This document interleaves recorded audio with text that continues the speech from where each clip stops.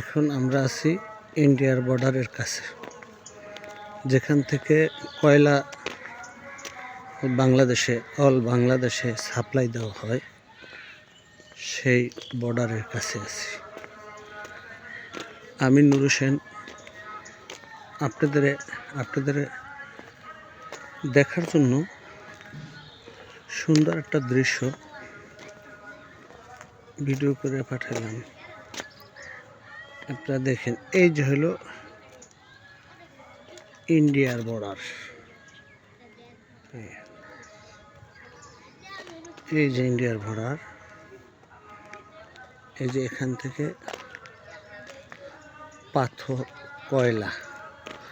কয়লা বিক্রি হয়, এখান থেকে কয়লা বিক্রি হয়, এইখান দিয়ে গাড়ি ঢোকে। ওই যে সামনে কিছু কয়লা দেখা যাইতেছে, এই কয়লাগুলো বিক্রি হয়। হ্যাঁ, কয়লা খনির জায়গা। এখানে একটা লাশ নিয়েছে, উনি মারা গেছে। হ্যাঁ, পাহাড়ের উপরে ওনার বিল্ডিং। জি।